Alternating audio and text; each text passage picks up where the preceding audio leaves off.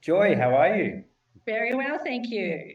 Thank you so much for joining me. Really appreciate you making the time. Now, you were a witness of the Westall incident back in 1966. I think, as far as UFO sightings go, mass sightings are by far the most compelling for me. Yeah, maybe we'll just start with what happened back in Westall in 1966. Okay. Well, I was, yes, definitely a witness with along with all the other lots of us. I was in science class and it was coming up to morning recess. It was about quarter past, 20 past 10. A student ran in, flung the door open. It was a girl and said, Mr. Greenwood, there's flying saucers in the sky. You know, there's things in the sky. And of course, we all just burst out laughing. And yeah, right. And of course, we're thinking, oh, come on, it's coming to recess. We all get a bit excited. And anyway, Mr. Green was trying to calm us down a bit. And he said, hang on, just wait, just wait. And anyway, the bell went and he said, okay, we'll all go out and have a look. Don't run down the corridor because we used to get into trouble for running in the corridors. And so, of course, we all walked very quickly, had a half run out. Some went out one door, I went out another door, out ran across towards the oval. And there was lots of other kids running around. I don't recall a lot of the other noise with the other children, but it was apparently very loud because my sister was also there. But she was around the other side of the school playing netball, and she said she can remember the noise was really because I just ran out onto the oval with there was a couple of my friends near us, and Mr. Greenwood was close by, and just stood there and looked up into the sky and trying to see. And then all of a sudden, I saw them. And when I saw them, I was absolutely transfixed. I was so excited. And I just stood there and I looked at them and I just wanted to focus on what I was looking at because of the shape of them, the colour, the way they were moving. It was just unreal. I was so excited. A lot of the other kids apparently, or quite a few, were a little bit frightened. But I was excited and I just wanted to take all this in because I'd never seen anything like this before in my life. What were you looking at? Well, they were like flying saucers, like the cup on the side with a hump in the middle, the silver disc, a row sort of maybe lights. I couldn't sort of say that 100%, but they were flat on, and the way they moved was just incredible. And they were zooming over there we had big power pylons in the corner of the playground, and they were zooming over there, and then you'd look and all of a sudden, oh, it's over there, they're over there, or what? Because I saw along with other kids, depending on where you were too, the perspective of what you saw. I saw three, some only saw two, some saw one. It just depended on where you were. But there was just the movement was amazing. It was just incredible. It was just incredible. How could And you? then, of course, sorry, Oh, I was going to say, how could you best describe the movement? um, extremely accurate and extremely fast. Mm. Like they would be here, and it would just go straight up, and then straight across, and then straight across, and then over there, then back down there, up, down. Just amazing. Moved like nothing we'd ever seen, like nothing like an aircraft or, anything like that. Because when later on, or within must have been a few minutes or so, they were around, and then they got buzzed by small Cessnas from Moorabbin Airport because we were very close to the airport, so we were used to seeing these planes fly over all the time. Well, they came and they sort of buzzed around, and of course they had to fly in and come back. Now these things were having a ball with these planes. It was like they were playing cat and mouse. They'd let them get close, and then all of a sudden one would just go zoom and zoom. I mean, it was just incredible. It was amazing. So you said you saw three, did you Yep, say? Yep, three. yep. Mm. And I mean, it's this is just amazing. It Um, was amazing. Yeah, And yeah. it did happen. It was real. And I mean, it wasn't just me, and it wasn't just, there were teachers, there were students, there were with the high school students, of course, there were the primary school students, there were people working in the market gardens opposite. Because in those days, Westall was a very rural, really rural place. So there was quite a lot of farming. There was houses, of course, too. And the school was only relatively new. Westall High School was only relatively new. It had been there for a couple of years, but I think there was only, I'm trying to think, my sister was a year ahead of me, and I think there was only uh, one or two classes ahead of it. Wasn't even up to matriculation or, at that stage. So it was they were both new, relatively new schools. So and they said there were people in the market gardens that were working that saw them. There were, it just wasn't children, and it wasn't dark, and it was broad daylight, beautiful clear, sky. Yeah, just amazing. How old were you when this happened, or what grade were 12 you and a in? half, 12 and 12 a and a half. half. So that's like Yeah. grade six, I suppose. No, no, no. I was in year 8. I was Oh, very okay. young. I started high school when I was 11 and 3 months old. Hmm. I didn't Right. do I didn't do I didn't do prep, so I went to grade 1 because I Wow. could read. I could read because of my older sister. I could read. I've always been a very avid reader. I love to Hmm. read, Yep. so Yep. yeah, yeah. So reading was a real thing. So, and because I could read and write, that I didn't do preppies. So I sort of turned, because I'm October born, so I sort of turned 11 in the October in year 6, and then went to high school the next year. So, Right. So these things are kind of zipping around in the sky. How many people witnessed this event? Do you oh, you a couple know? of hundred. Yeah, a few hundred people. Yeah, Hmm. yeah, Uh, absolutely. Because the kids that were out on the field, there were already two kids out on the field doing sport. They're playing cricket and football and all that. They were doing PE, and they saw them earlier than we did, because that's why the girl had run in to tell, because there were kids out on the sporting field that had already seen them. And of course we're quite a few minutes, or not, well, they were a few minutes ahead of us coming out. Yeah. How long did the event take? How long were they around Or for? look, they were up in the air for quite a while. I'll tell you, probably, it's hard to say. I mean, it's a long time ago, of course, Hmm. but it wasn't quick, because what happened after the aircraft disappeared and everything too, the sources had come sort of back into view, and then they went up and they went down into the pine trees into the area called the Grange. Now, the Grange was part market gardens, bush, pine trees, and it was acres and acres of land. There was also a really old house in there. That years and years ago people had actually lived in it. It was a really old house. Now, we used to do our cross countries and stuff through there. So we'd disappear. They'd send us off on a cross country, and we'd nick off for, whatever. And anyway, they disappeared behind the trees, right? And they were down. Now, that's when some of the kids had run down the oval and jumped the fence and took off after them right into the Grange. I didn't go. I wish I had have now, Yeah. because we used to. You couldn't leave the school grounds in those days without permission. It was just not on. It was ruled by really strict rules, not as lenient as they are these days. And anyway, they disappeared down behind the tree, and some of the kids had run in after them, and they were down there for a few minutes. And well, it was probably, yeah, look, it could have been 10 minutes, I reckon, or more. And then they came back into the air, and came sort of back.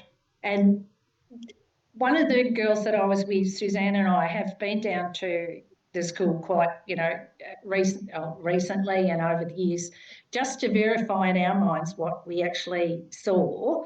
Because Suzanne even had hypnotherapy to take her back. She was so keen to go back to try and clarify in her brain what she'd actually seen. So, And we went back and we sort of feel that we said the big one, we reckon one was bigger than the other. But I think the only reason it was bigger is because it was closer. So the others were a little bit further back, you know. And anyway, the big one, it just took off straight up in the air, turned on the side, and as it's turned on the side, the sun had hit the bottom of the disc, and you got that light, you know, the beam of light from the sun, and then they just all went and they were gone. When they were gone, could you see the movement, or was it so fast you couldn't even? It was incredible. Well, that's what it was like. It was just boom, straight up. You know, you're watching straight up in the air on the side. That's it. They're gone. So it moves blunt side forward. Well, underside forward when it zips off. Sort of on the side. When they went up on the side, it went sideways. So it went up straight, like, and then so I said when the sun hit the, you know, on the bottom of the disc, and then they just flew off like that. And they were gone. Yeah. What can you tell me about the? I know you didn't jump the fence, but what can you tell me about other students' experiences from jumping the fence? One of them is a friend of mine to this day, and her name's Terry. Now Terry went running through the Grange because she was a year behind me, but anyway, she went running through the Grange or whatever. She came around the corner part of the Grange, and there were two other girls that were there. One had fainted.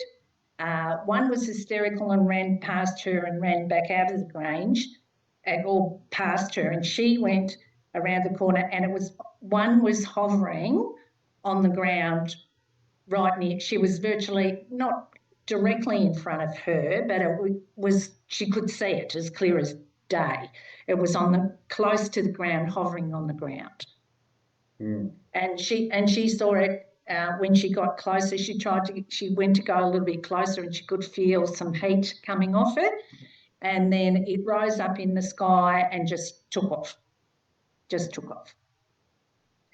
Did any of them have any bizarre things happen to them or anything? I mean, I've looked at a lot of different UFO cases, and then you know there was another similar one in Zimbabwe.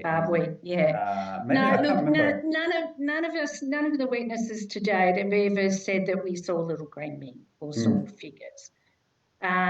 Yes, we did see craft, and without a doubt, but I don't think I've ever had sort of anybody and there hasn't sort of been anybody that's actually come out, or maybe there have been, but they haven't been.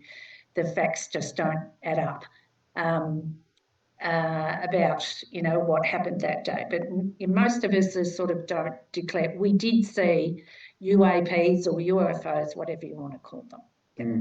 But they had to have been controlled by something, someone.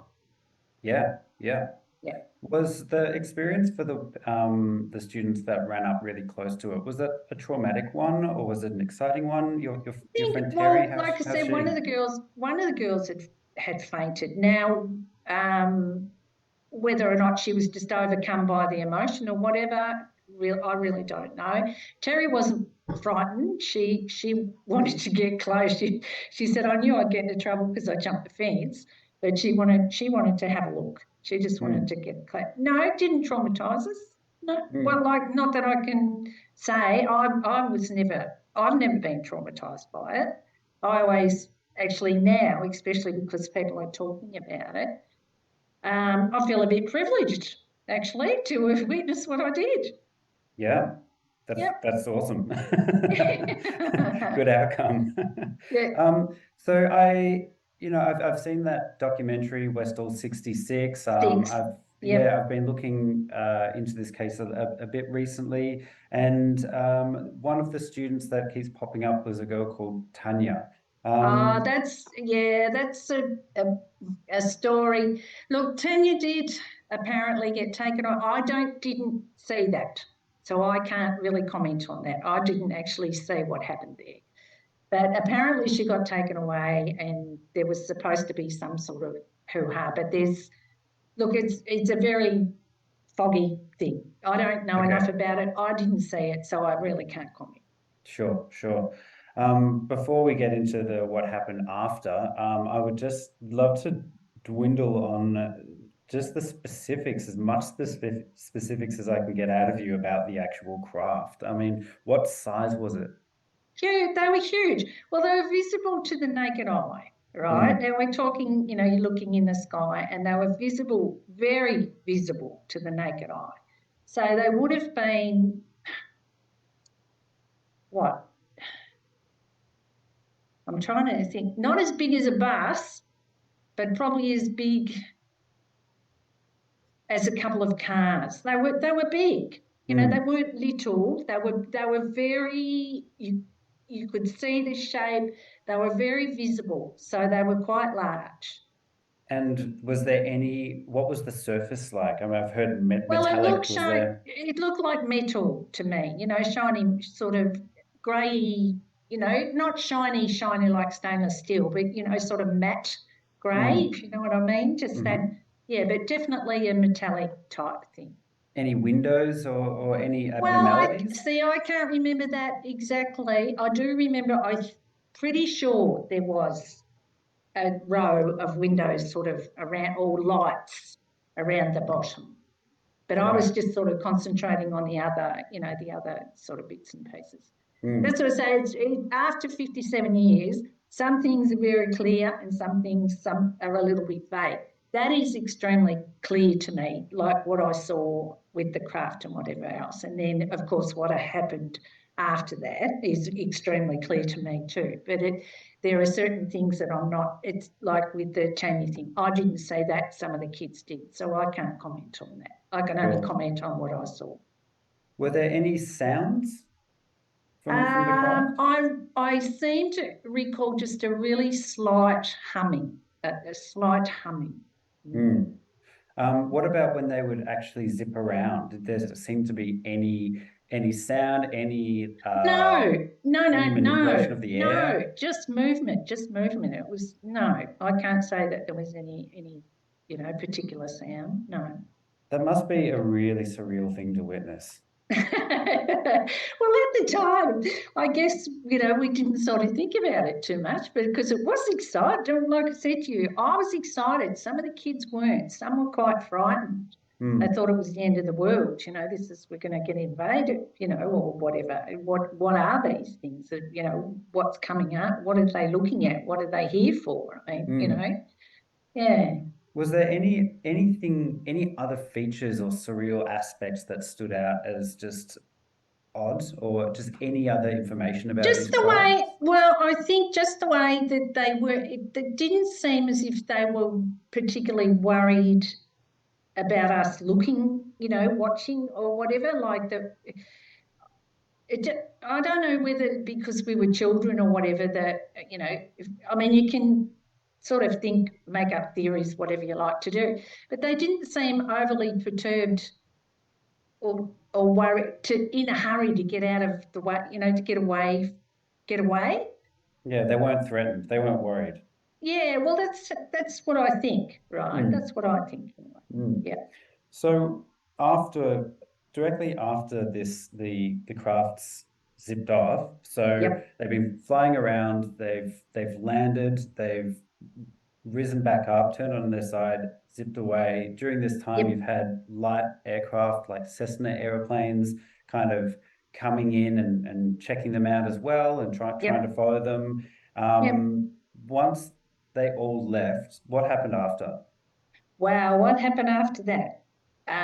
Well, I just sort of just decided everybody was just sort of all over the place running around like crazy things. And I just walked around the other side of the school and sort of hanging over the fence on Roseback Avenue. Now, we had the Hume Pipe Factory was opposite us. It's now all housing and all that now. And we had a big nature strip. Anyway, I'm just sort of looking at watching all, doing whatever. And next thing, these Jeeps arrived. Now, they pulled up on there, and I remember this very, very clearly. That's what I said, this is very up here. Can't leave, won't leave. They pulled up and they were green Jeeps with the, the canvas covers over the back. Now the guy got out of the front and he was in a green uniform. So he went and pushed, there were two of them, two or three. I remember two, and he pulled the back up and these other people in green uniforms got out of the back of the Jeeps. They both did. They had like clipboards and things. Now, also too, some of the uniforms, some of them had camouflage gear on, right? Like in camouflage. Now, apparently, and this is fact, in 1966, Australian Army did not wear camouflage, but the Americans did. And there was a group of them that was stationed, I think, at the Victorian Army barracks at that stage.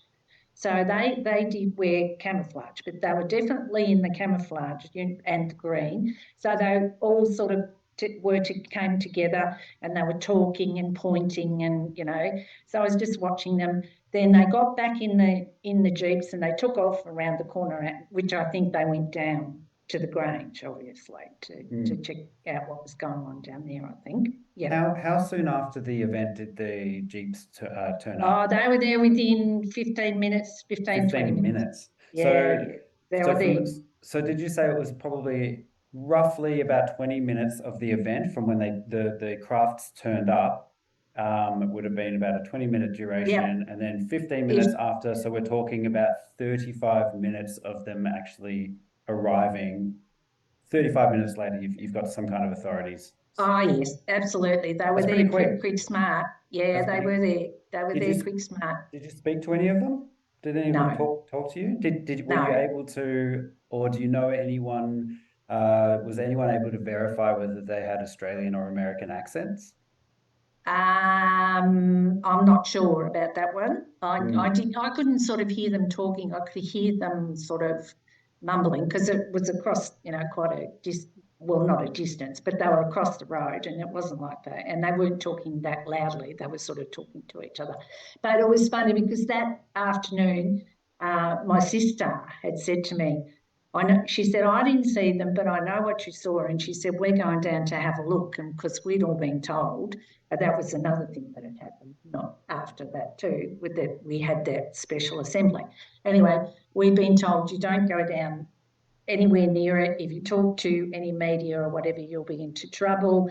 You're all hysterical. You didn't see anything. Don't talk about it. It was a weather balloon, all this. That was the principles to us. And anyway, she said to me, we're going down to have a look at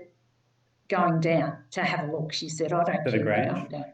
Yeah, or near the Grange. We went very close though. We only went just across the road from the primary school was the gate where we used to go through, because the primary school was on a dirt road and we used to go through there that's where we'd start our cross-country runs. And so we just went in. Now, we didn't go in very far at all. And we were she said, get down. And we were sort of watching and we walked up to this fence and the grass was really, really high. And there were army people in there, right? And some were digging and they were sort of had machines and they were taking notes and doing things. And she was watching. Now the grass was high, was waist high at least, but had been flattened into a really big circle. Like it was flat, and they were in there, and we were looking and watching, and then all of a sudden she said to me, "Oh, I don't like this. We're going to get into trouble. Come on, quick! We've got to go." So we took off. But there were more than one circle. There were two, or probably three or four at least, because I remember that one. Terry, of course, had the circle where it had been hovering in front of her, and a couple of the other witnesses have pointed out spots where they reckon they came later and saw circles. So there was more than one particular space. Wow. Sorry, go on. Yeah. Oh, I was going to say, what more can you tell me about these men that arrived? I've heard various. Well, there was not just that. There wasn't just them over the whole day, because we'd had this assembly. We had Army, I think Air Force, men in black suits, police, right? We had all these people coming and going. The principal called this special assembly to try and get everybody to calm down because everybody had gone, a bit crazy, and then wouldn't go back into. That was, I think, was after lunchtime because nothing sort of happened for, because people were just going really crazy. And then he was standing in the quadrangle. We had the quadrangle where we used to have our assemblies on a Monday morning. Now there was a little sort of there was a doorway and there was like a porch, I suppose. That's where he used to stand. Now behind him, and it's still there, is a long corridor. Now this corridor had glass, glass what you could see. And he was there with the Deputy Prime Minister, I suppose the Deputy Principal, she was there as well. And behind him, when he was talking, they were all lined up, these people in these uniforms, right? Standing, watching and listening to what he was telling us. Now, a couple of the kids also apparently got interviewed by the men in the black suits. So they were coming and going, and then and I mean the fire brigade had turned up too, and then later that afternoon, Channel 9 had arrived. Now, being told, don't talk to anybody, to me doesn't work. So I was with about 4 other kids, myself and Marilyn, a couple of boys, and we were out the front of the school. We just walked out the front of the school because it was coming up to Easter. So we were going into Easter break. So we usually finished a little bit earlier. So we walked out the front of the school, and the Channel 9 film crew were there, you see, and they come out and the man came and said, oh, did you kids see what, he said, yeah, would you talk to us about it? So we said, yeah. So we told our story and whatever else. And as we were standing there, I remember, and I'm pretty sure he's a policeman, but he walked up to me and he put his hand on my left shoulder and he said to me, put his finger and he said to me, now you stop talking, all you kids stop talking, you go back into the school. And then he turned around and he pointed at the cameraman and he said, you stop filming and you go away. Now that was on the news that night because when we got home, my sister said, Mum, Dad, Joy's going to be on the TV. Joy's going to be on the TV. So anyway, and it was, but of course that film's gone missing. So, there was, yeah. So the film that was on the news has gone missing. Yeah. But there's no archive of that. No, there was a cylinder found. There was a cylinder found, but in the Channel 9, where they store things, that said Westall, whatever, UFO, but there was no film in it. Yeah. So I got detention after that. Really? Yeah. So did all the others, yeah. Worth it though, I'm sure. Yeah. Were there any threats from these people? Was there any kind of blackmailing or threats? Well, look, we were all just told, our principal was ex-army, right? Now, and he ruled with an iron fist, and I mean he did. So if you stepped over the line, if he said, don't do this and you did it, you got into trouble. And it was just the way it was. We weren't allowed to talk back or whatever. We were virtually told, just shut up, don't talk about it, didn't happen, going to go away and have an Easter break, but it's finished during it. But I say to people, why in heaven's name would you have Army, Air Force, black suits, police, fire brigade for a weather balloon? Really? No. Sorry, no, doesn't cut it with me. And media that wanted to, for a weather balloon, no. And there wasn't a weather balloon. There was more than one. And this is it. And so that was it. But then the next day, and I was lucky too because my parents our parents were very supportive. My father and mother were very supportive. Some of the kids' mums and dads said to them, "Oh, you're stupid. You know, you have stupid kids and blah blah blah." You know, we did what we were told in those days. We didn't really. Can you imagine if we'd all had phones like today? Well, wow. You know, it would have been on YouTube in 5 seconds. Yeah. You Yeah. know, but Mm. we did what we were told and we just sort of accepted, well, we've been told we're not allowed to talk about it. Well, I guess we don't. But apparently, a couple of the kids had been interviewed, as I said before, by the men in black and told, you know, things like, oh, I suppose you think you saw little green men, do you? And blah, blah, blah, trying to ridicule them to Mm. make us feel like we were all stupid, you know? Yeah. Yeah, it's yeah, I've heard that there was photographs taken and the camera was taken and never Yeah, returned. the physics teacher Barbara Roberts, she had taken photos, and that was confiscated. That was taken off her. The camera was Mm. taken by I think it was the Air Force that took that.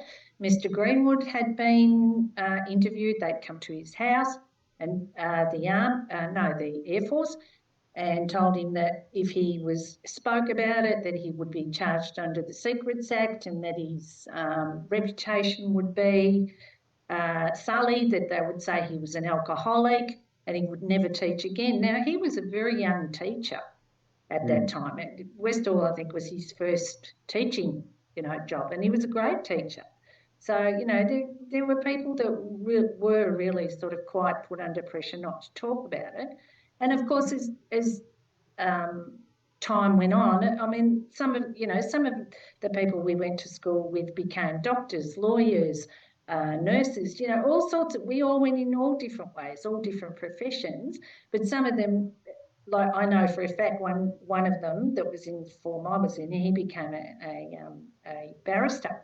Now he was a witness, but he wouldn't talk about it because can you imagine? People would say it was probably, so it Right. would have affected his work life, his whole life. So it affected people in all sorts of different ways. I never I mean, I had a lot of flack from people, saying, oh, how drunk were you and what drugs were you on? And, I was 12 and a half. Goodness me, Yeah.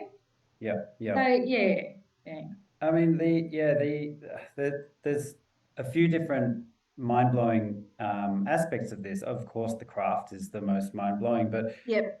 all these people turning up so quickly. I mean, we're talking about a massive cover-up within the like Oh, it was, even if they were Americans, this is a huge cover-up within the Australian government. It kind of blows when you hear about different cases happening across a lot in America and stuff, but it does bring it more home when it's in little old Melbourne in the corner of the yeah, world, yeah. like just Well, yeah.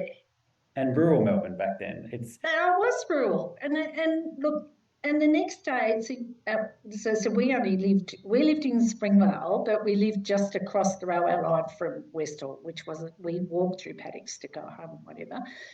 The next day, we had people who arrived at my house. Now we didn't even have the telephone on in those days, so I have no idea how they got our address. But they were the Victorian UFO Society, and they wanted Mhm. to interview me. Now, there was Paul Norman, who was an American, and there was a very glamorous blonde lady that I remember, and another man. So they came into our house, and we sat at the kitchen table with mum and dad and my much younger brother, and they asked me what I'd seen and had to draw a photo and whatever, and they asked my sister about what she'd seen as well. So mum and dad were quite supportive about that. And then the next day they came back and they got me and took me down to the Grange and took a photo of me standing in one of the circles. Now I've actually got that photo. Do you want to see it? I would love to see it. All right, well, hang on, give Please. me a sec. Yeah, yeah, yeah.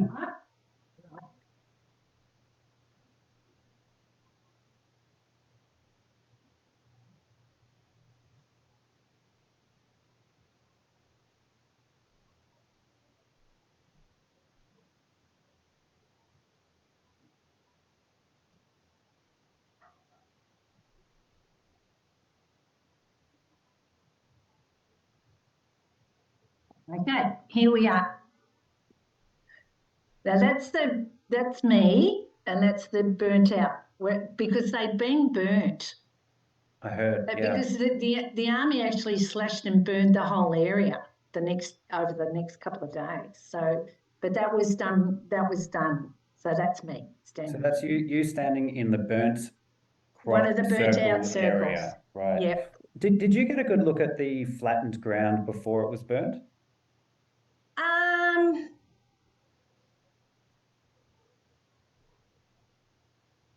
I can remember with my sister that we were amazed at how the grass was flattened in such a, because it was so high to be flattened in that circular thing. Yeah, so it was pretty, pretty. But they came in, they came in and they slashed and burned all the areas that they thought that there was evidence, I guess. Mm, mm.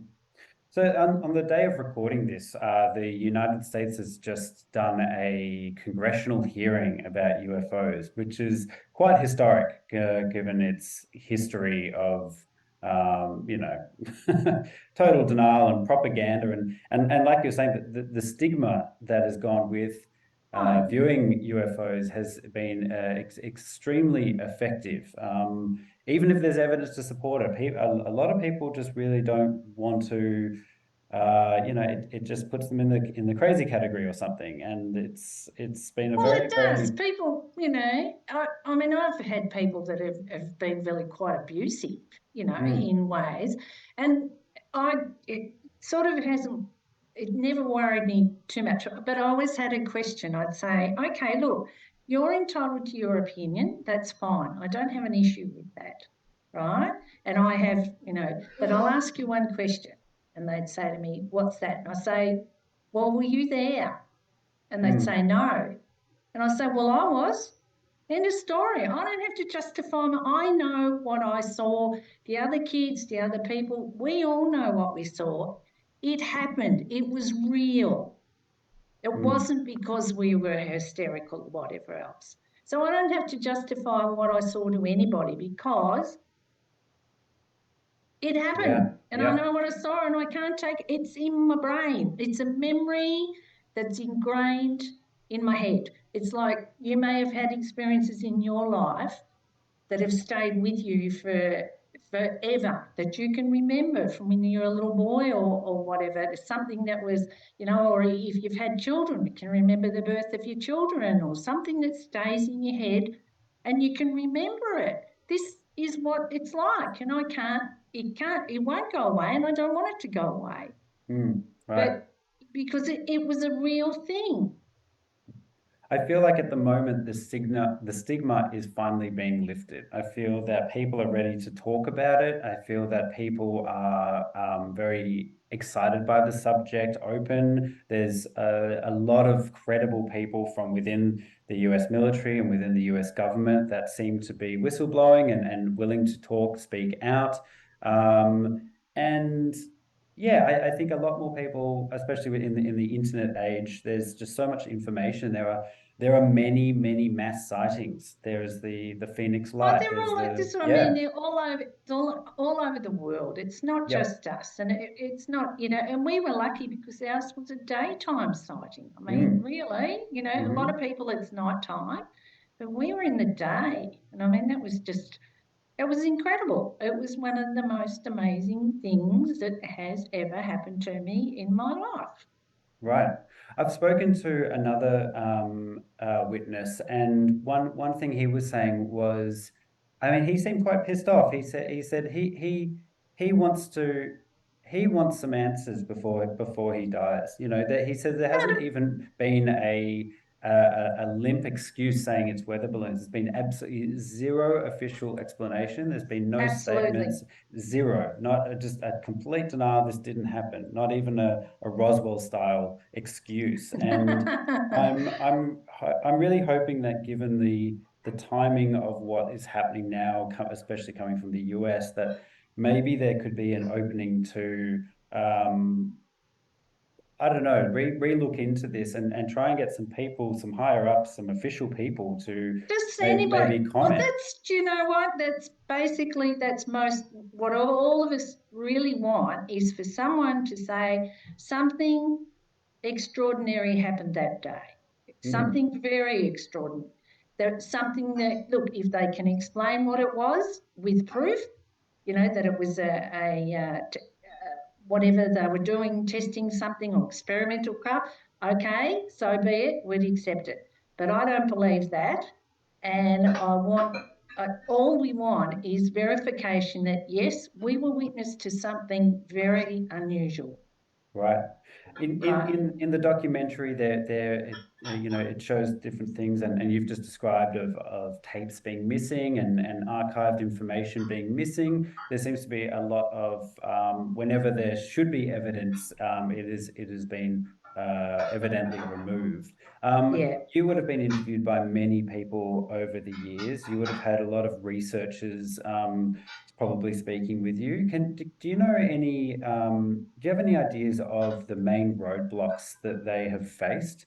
Have there been attempts to speak to higher ups? Like, do we at least have any kind of indication of what direction we need to be looking in or who to be applying pressure to? Well, I know, I don't. Have you spoken to Shane? Shane Ryan, No, the guy I've in reached from out, but I Canberra. Yeah, yeah he haven't probably, spoken. yeah, yeah.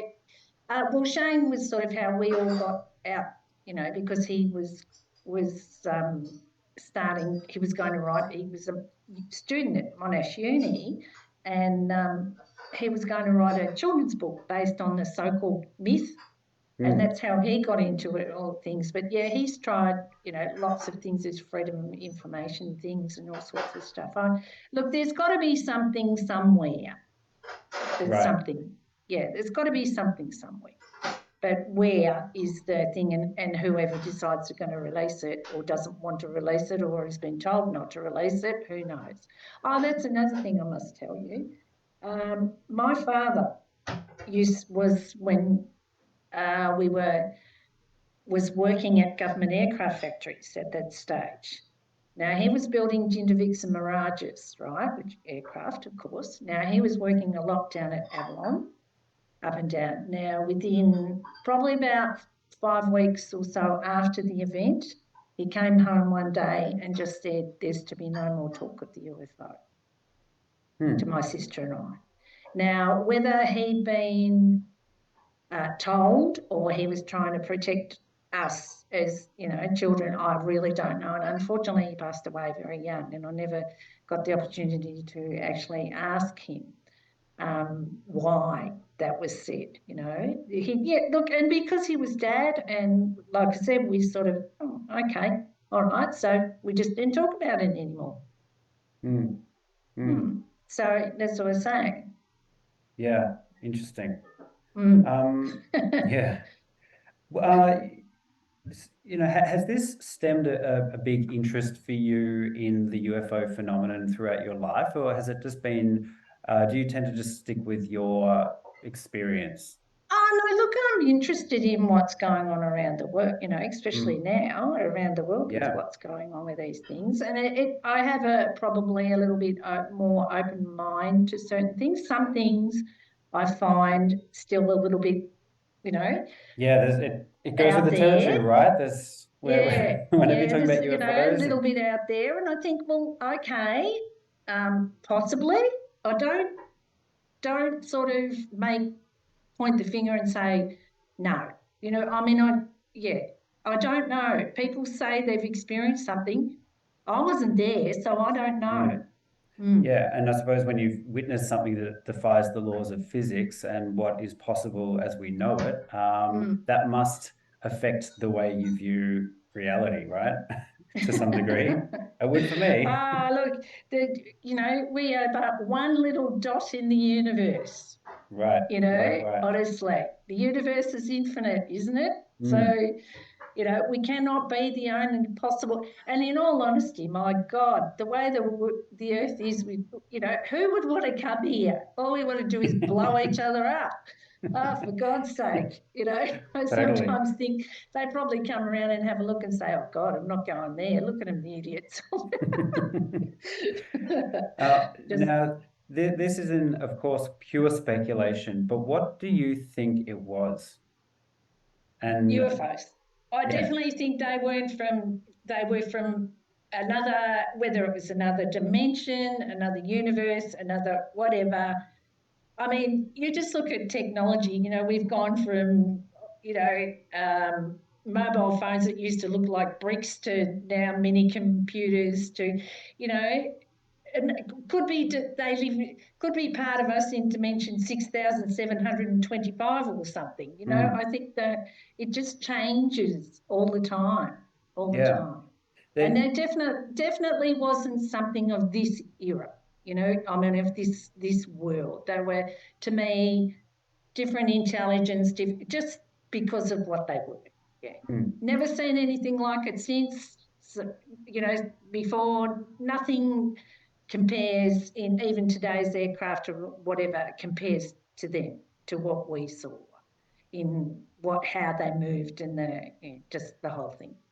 Well, and in one sense, that being so long ago, it's difficult because there's so much time has gone past, and so much evidence might be more difficult to track down. But at the same time, being so long ago and being that advanced, I mean, there's a lot of people that say, yeah, given where our technology is at now, it could be more plausible that it could be a military experimental craft, or Russia's or China's military craft. But given that it was in '66, what we knew Yeah, about exactly. technology Yeah, back then, yeah, and we haven't yeah. actually seen any of the Now fingerprints with since. technology, especially with all this AI and stuff that's coming around now, yeah, would be just amazing. I mean, look at techno, it's even like in science and all that sort of stuff, things have changed so much. I mean, my son's 39, he's one of the first IVF babies born in Australia. Hmm. So,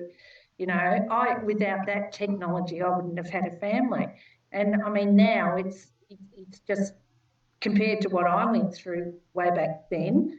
And even now, that technology has changed so much. So similar thing in the science field, and yeah, it's amazing. The Hmm. incredible things they can do now just is amazing with robots and just technology. You can use your phone. It's like you can do your banking. You can speak to people around the other side of the world in an instant. I mean, it's Yeah. incredible. Yeah. Yep. There, David Grush is been the recent whistleblower that I think just spoke to Congress, Yep. and when he did his interview with Ross Coulthart, Uh, Ross was questioning him about, so these are potential beings or crafts coming from other planets, and I noticed that David Grush kind of corrected, saying, or possibly other dimensions. It seems like there's been a bit of a shift in the narrative to suggest that these might not be interplanetary visitors, but these could be interdimensional visitors. look, I no, look, maybe, but I really think that ours, whatever we saw, was definitely not of this world, and because the technology wasn't there then, Mm, right? mm, It was nowhere near there. yeah, Yep, I mean, definitely. Ours was definitely whoever. I mean, when there's suggestion of actual other intelligent creatures coming and visiting, I mean, my mind just goes to the weird details, like what do they eat? Do they have pets? Do they Yeah. what is their village like? What Well, are do they they have body? politics? Are they bodily like us, or are they? Maybe Yeah. they're more like I don't know, three-dimensional or something. Who knows? Yeah. What is One their day we'll society find out. built on? Yeah, I really hope so. How do they Um, think? How do yeah? Sure. I spoke to UFO researcher George Simpson recently. Oh, George. Yep. Yeah, Know George yeah, very well. lovely Yep. bloke. He sent me through this photograph of a some kind of UFO, and apparently it was taken in Baldwin, which is a nearby suburb, That's right. 2 days Yep. prior. I'm just holding it up to the screen. Yeah, I've seen You've that. seen I've this seen photo? that. Is that what Yep. you saw? Similar. Very similar. a bit different? Yeah, a little bit, What but were the pretty differences? similar. Just with the bumpy thing on the top. Yeah, this one's very Yeah, bell-shaped. It looks like one of those silver dinner plate things when they reveal a fancy meal in the cartoons back in the day. Like yeah, it's a very yeah, bell-shaped one. Was the yeah, one that you saw a bit more like the traditional one that is depicted throughout pop yeah. culture? I Yeah, yes, yeah, yeah. It's very, very similar, very, very Mm. similar. It's not to say, maybe it was, but it was my perception. Don't forget, I was only Yeah. a young girl then. So, Mm. it's quite possible it was the similar one, but Mm. that's not my perception from back then. Yep. Perhaps if I saw it again today, I might think it, say, well, yeah, it really does look a lot more like that one. Mm. Right. Yeah, fascinating. Well, I'm really really hoping that there can be a resurgence of interest in Yeah, this particular incident, and I don't know how you can deny when hundreds of people have seen the exact same thing. I don't that's know exactly right. how And it any wasn't, rational and it person can wasn't deny. just, and it wasn't just kids either. I mean, it Mm, wasn't just kids. We had adults. There's probably I mean, even one of the kids, one of the witnesses' mothers, she's in her 90s now, but she recalls she was she was taking the washing out to hang on the line, and it flew over the top of her, or flew across. She saw it fly across the backyard, mm, or in the sky over the yard. So I mean, it's not like we were all, no, we weren't drunk, and we weren't on drugs and whatever. So there is a huge mixture of people, and there's people.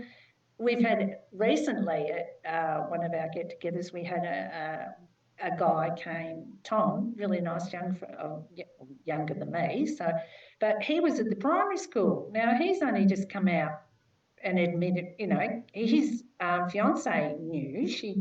She knew very well, but he's only just sort of come forward to talk because he feels confident now that he can, because he knows other people have seen what he saw. But he mm. was a child. He was only about 7 or 8 or something, whereas we were, he was in the primary school and we were in the high school. So, there's a huge mixture of different people. Yeah.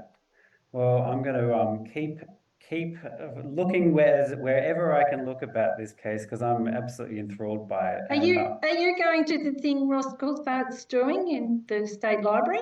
I'm actually going overseas on the 12th. So I Oh, think it's on the 12th. So I'm missing it okay. unfortunately, which Yeah, I'm I'm pretty bummed going. So, about. Yeah, yeah, well, damn. I'm actually in Ross's book. Oh, great. Yeah, I've got it on Audible, so I'm yet to read Yeah, it. But yeah, yeah, it's good. It's good. yeah, Yes, he's. he was a really lovely man. Very, very open, very good. And I mean, I did a thing with Ida Buttrose, and she was fabulous too. She was just amazing. She after the interview, she said to me, "What did she say?" She said, "Joy," she said, "I can tell by your body language and the way you talk." She said, "I know what you're telling me is the absolute truth." She said, "I believe you." I believe you too, So, Joy. I believe you too. Yeah. Um, Yeah, I mean, and another thing, if there are people listening that can point me in any direction, or if there's any more information, please hit me up on Instagram at intodeep.podcast because I would love to try and, or anyone, it doesn't have to be me, but I would love a bit more light to be shed on this um, well, I think so. incident I think soon. so too. Well, look, that's what I say. We just live in hope that one day, and the bottom line is, it did happen. We saw what we saw, and we weren't all hysterical, and we didn't make this story up. We've Mm, had all that said, that we all got together and, 200 and something of us, and, we've all got similar. Yes, we have different perspectives. That is because we were in different spots when we saw what we saw. Some were on the field, some were over, some were coming out of the classrooms. We all have a different perspective on things, but we have a similar or not similar, but that it binds us together because our stories are basically all the same. So, Mm. and you can't have, how could you manufacture that? Yeah, yeah, have to be a pretty sophisticated Yeah, practical joke, but yeah, absolutely, yeah. absolutely. Well, Joy, thank you so much for Well, sharing your thank you. story. It's Yeah, been good. a I hope it goes all right for you. I yeah, hope you got no, what you wanted. So, absolutely. It's been a pleasure to talk and just hear about that firsthand experience. And yeah, we'll stay in touch. I'll let you know if there's anything else that yeah, I can find. do. So if I get anybody else that's willing to talk to you, I'll talk to some of the girls. They might Oh, have a chat. There's because like I say, you know, we've all got different story, but they're the same. right, If you know right. what I mean. Mm-hmm. Yeah, Absolutely. we've all got, yeah. It's and it's really quite nice because there's still quite a few of us that we still get together and have lunch and all that every so often, so which is really nice. And it's funny, we don't talk about Westall. You'll talk about, you know, what have you been doing now, the grandkids, you know, blah Yep, blah yep. blah. You know, so it's really quite funny. But What a no, fascinating thing to bind you all, really. good on you. All right, well, it's But nice to meet you and thank you for your time. yeah, likewise. Thanks, Joy. And thanks everyone for listening. Take care. Okay, take Bye. care. Bye.